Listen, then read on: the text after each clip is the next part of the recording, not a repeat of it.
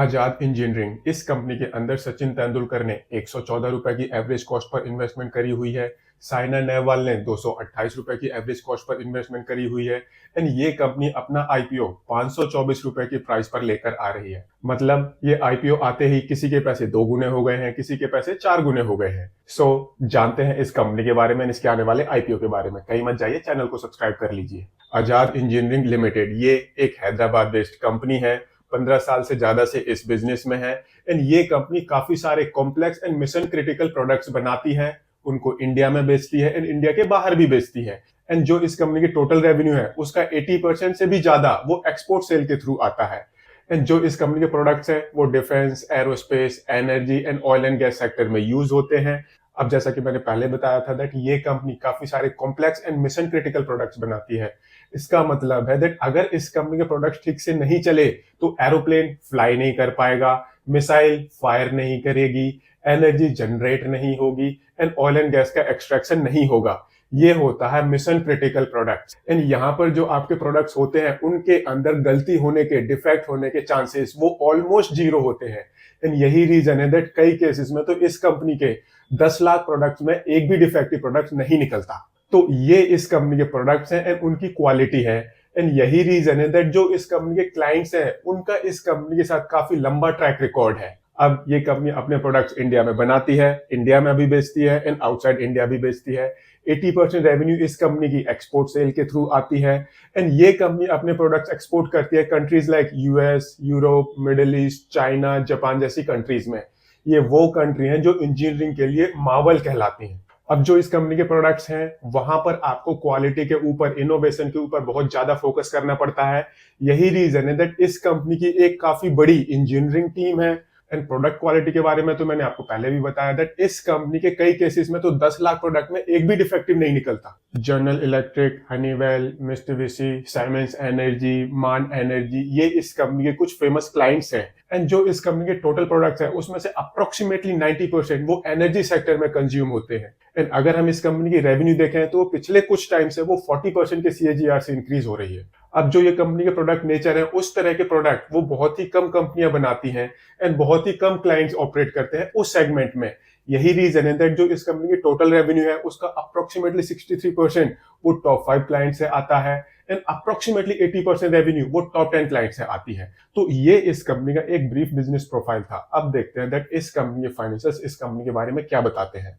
तो अगर हम इस कंपनी के टोटल एसेट बेस देखें तो मार्च 2021 में इस कंपनी के टोटल एसेट्स थे 256 करोड़ रुपीस के, जो कि बढ़कर मार्च 2023 में 590 करोड़ रुपीस तक पहुंच गए हैं। डबल से भी ज्यादा हो गए हैं। एंड सितंबर 2023 में इस कंपनी के टोटल एसेट वो 636 करोड़ रुपीस तक पहुंच गए हैं। अगर हम इस कंपनी की रेवेन्यू देखें तो मार्च 2021 में 125 करोड़ रुपीस की रेवेन्यू थी, जो कि बढ़कर मार्च 2023 में 260 करोड़ को क्रॉस कर गई है। ये भी डबल से ज्यादा हो गई है।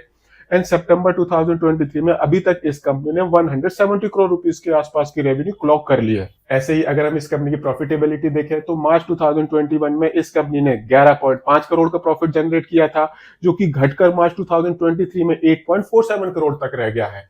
एंड अभी तक सितंबर 2023 तक इस कंपनी ने अप्रोक्सीमेटली 26 करोड़ रुपीस का प्रॉफिट तो ऑलरेडी जनरेट कर लिया है।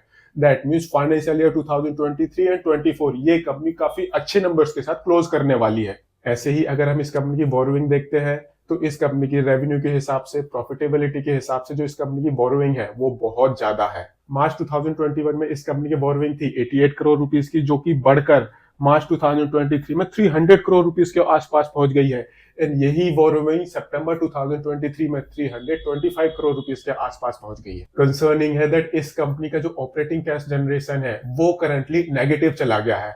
ये कहीं ना कहीं इंडिकेट करता है दैट जब भी कोई कंपनी अपना आईपीओ लेकर आ रही होती है, उस कंपनी का आईपीओ सक्सेसफुल हो, उस कंपनी के इन्वेस्टर्स को अच्छा लगे इस कंपनी में इन्वेस्ट करते टाइम, तो कंपनी नॉर्मली अपनी सेल्स बढ़ा चढ़ाकर दिखाती है, प्रॉफिटेबिलिटी बढ़ा चढ़ाकर दिखाती है। बट इस कंपनी के केस में क्या है, सेल्स तो बढ़ी है, प्रॉफिट नहीं बढ़ा। स्टिल जो इस कंपनी का ऑपरेटिंग कैश है वो नेगेटिव में चला गया है। ये कंपनी अप्रोक्सीमेटली 90% के ग्रॉस मार्जिन पर ऑपरेट करती है, अप्रोक्सीमेटली 30% के एबिटा मार्जिन पर ऑपरेट करती है एंड अप्रोक्सीमेटली 15% के पैट मार्जिन पर ऑपरेट करती है। हालांकि मार्च 2023 में जो इस कंपनी का पैट मार्जिन है वहां पर एक ड्रास्टिक रिडक्शन देखने को मिला है। एंड इस कंपनी का पैट मार्जिन वो मार्च 2023 में 3% के आसपास आ गया है। सो ये इस कंपनी के फाइनेंशियल्स थे जो इस कंपनी के बारे में एक मिक्स्ड पिक्चर दिखाते हैं। आई मीन एसेट बेस बढ़ रहा है, रेवेन्यू बढ़ रही है, प्रॉफिटेबिलिटी कम हो रही है, एंड ऑपरेशन में तो अब ये कंपनी नेगेटिव कैश जनरेट कर रही है। हालांकि जो ग्रॉस मार्जिन है, एबिटा मार्जिन है एंड पैट मार्जिन है वो इस कंपनी के काफी अच्छे हैं, बट पैट मार्जिन मार्च 2021 में थोड़े से नीचे भी आ गए हैं, वो भी एक कंसर्निंग फैक्टर है। तो कुल मिलाकर जो इस कंपनी के फाइनेंशियल्स हैं वो एक मिक्स्ड पिक्चर दिखा रहे हैं। अब ये कंपनी अपना आईपीओ लेकर आ रही है। आईपीओ का टोटल साइज है 740 करोड़ रुपीस का, इसमें से 240 करोड़ रुपीस का फ्रेश इशू है एंड बाकी ऑफर फॉर सेल है। एंड इस आईपीओ के थ्रू जो पैसे इस कंपनी के पास आएंगे उन पैसों का ये कंपनी यूज करने वाली है अपनी डेट्स की रिपेमेंट के लिए, कुछ वर्किंग कैपिटल के मैनेजमेंट के लिए यूज होंगे एंड कुछ पैसे यूज होंगे जनरल कॉर्पोरेट पर्पसेस के लिए। 499 से 524 रुपीस का प्राइस बैंड है, 26 शेयर का लॉट साइज है। इस हिसाब से जो आपकी मिनिमम इन्वेस्टमेंट होगी वो होगी 14,672 रुपीस की। 20 दिसंबर को इस कंपनी का आईपीओ ओपन होगा, 22 दिसंबर को आईपीओ क्लोज हो जाएगा एंड 28 दिसंबर को इस कंपनी की बोथ बीएसई एंड एनएसई में लिस्टिंग होने वाली है। सो अब क्वेश्चन आता है, क्या आपको इस कंपनी के आईपीओ को सब्सक्राइब करना चाहिए या फिर आपको वेट करना चाहिए? अब ये कंपनी अपना आईपीओ 293 के पी वैल्यूएशन पर अपना आईपीओ लेकर आ रही है। ये अपने आप में काफी एक्सपेंसिव पी वैल्यूएशन है। अब ये मैंने क्यों बोला, इसके लिए हम कंपेयर करते हैं दैट ये कंपनी अपने कंपटीशन में कहां स्टैंड करती है, किस तरह से परफॉर्म कर रही है एंड जो इस कंपनी के कॉम्पिटिटर्स हैं वो किस वैल्यूएशन पर स्टॉक एक्सचेंजेस में ट्रेड कर रहे हैं। तो ये कंपनी मार्केट में कम्पीट करते हैं कंपनीज लाइक MTAR टेक्नोलॉजीज, पारस डिफेंस, डायनामेटिक टेक्नोलॉजीज, त्रिवेणी टर्बाइन जैसी कंपनीज के साथ। रेवेन्यू वाइज ये कंपनी काफी छोटी कंपनी है, हालांकि इससे भी छोटी कंपनियां मार्केट में अवेलेबल हैं। ऑन दी अदर हैंड अगर हम रेवेन्यू ग्रोथ की बात करें तो जो इस कंपनी के लिस्टेड कॉम्पिटिटर है कुछ इससे बड़े भी हैं एंड उनकी रेवेन्यू इस कंपनी से थोड़ी सी ज्यादा ही ग्रो कर रही है। बट अगर हम इस कंपनी के ग्रॉस मार्जिन देखें, एबिटा मार्जिन देखें तो वो अपनी इंडस्ट्री में सबसे बेस्ट है।